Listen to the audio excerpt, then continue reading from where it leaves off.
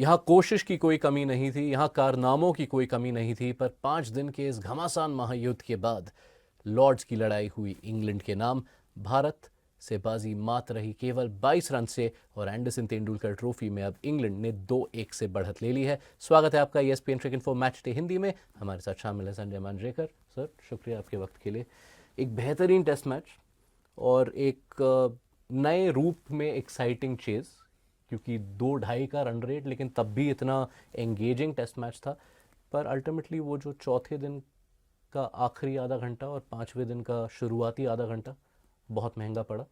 जी हाँ, तो अगर आप परसेंटेज की बात करें या नंबर्स आंकड़े में चांसेस की बात करें तो मुझे लगता है कि चौथे दिन पे जो 3 मेन विकेट गिरी उससे मेरे लिए मैच हो गया 70-30 इंग्लैंड के फेवर में।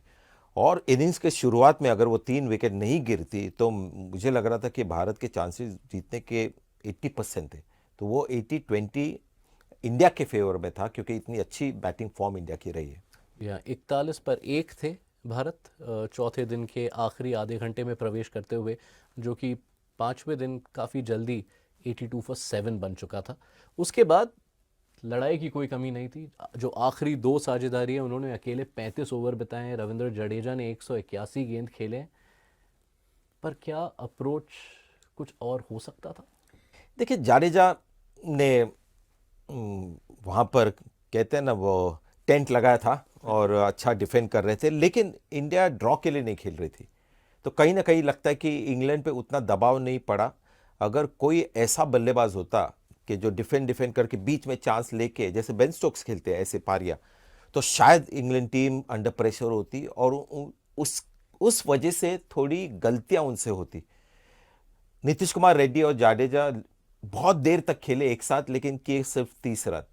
तो वो प्रेशर जो डालना चाहिए था, इजी नहीं था इन इन पिचेस और इन कंडीशंस में, लेकिन भारत पूरा वो रन चेज जो था ऐसे खेले जैसे वो खेल रहे ड्रॉ के लिए। तो वेटिंग गेम बहुत ही ज़्यादा भारत ने खेला। इस 5वें दिन की कहानी अधूरी रहेगी अगर हम इंग्लैंड के सितारों पर थोड़ा वक्त ना गुजारे।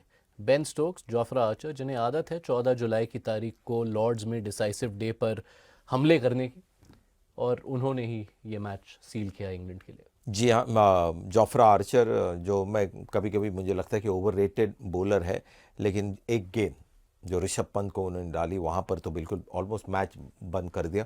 और बेन स्टोक्स ने केएल राहुल को और दोनों बल्लेबाजों को डिफेंस पे आउट किया, ऐसे पिच पर जहाँ पर 9, 10, 11 को भी डिफेंड करते हुए आउट करना मुश्किल था। तो ये है इनकी खासियत। और बेन स्टोक्स ने तो पूरे टेस्ट में हर पारी में, ऐसे कोई स्टैंड आउट योगदान नहीं है, लेकिन हर पारी में योगदान है। 44, 33, 2 विकेट और वो पंत का रन आउट। जी हाँ, और wickets against the run of play, Karun Nair को जिस तरह से उन्होंने आउट किया, और यहाँ पर केएल राहुल की अगर गेंद देखे तो ऑफ स्टंप के बाहर बिल्कुल पिच होके ऑलमोस्ट ऑफ स्पिन की तरह अंदर आई, वो रन आउट भी।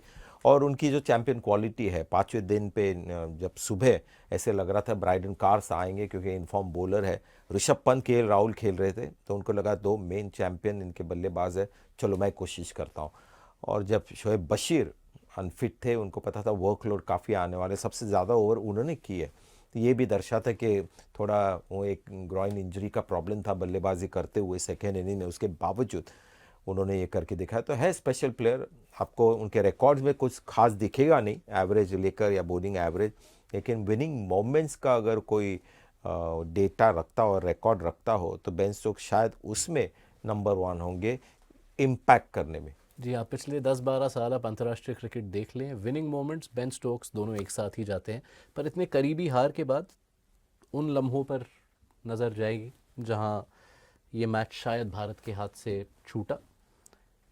आप कौन से लम्हे को सबसे ऊपर रैंक करेंगे? पंत का रन आउट देख लें, पहले पारी में जेमी स्मिथ का ड्रॉप कैच देख लें, तीसरे दिन के अंत में जो बोलचाल हुई और शुभमन गिल उसके बाद जिस तरह से नज़र आए, आपके आने से? देखिए, मैं पहले इनिंग्स के मोमेंट इतने उसको इम्पोर्टेंस नहीं दूंगा क्योंकि ये सीरीज ऐसा चला है कि जो असली काम होना है वो सेकेंड इनिंग में हुआ है। पहले इनिंग्स में कभी कभी बराबरी की परफॉर्मेंस हुई है या किसी टीम ने अच्छा खेला, लेकिन कमबैक सेकेंड इनिंग में होता है, तो अंत में जो होता है वो शायद उसका हमें असेसमेंट करना थोड़ा सा बेहतर होता है। इसलिए मैं मानता हूँ जो 3 विकेट्स लिए इंग्लैंड ने, जिसमें शुभमन गिल का विकेट था, जायसवाल का विकेट था, इन फॉर्म बैटर्स, वहाँ पर भारत के लिए एक बड़ा झटका लगा। वहाँ पर मुझे लगता है कि इंग्लैंड के चांसेस जीतने के इस टेस्ट मैच को इन द बिजनेस एंड जैसे हम कहते हैं वहाँ पर बढ़े। इस सीरीज के इस मोड़ पर भारत ने कई सारे दिन, कई सारे सेशन जीते हैं, कुछ लम्हे हारे हैं।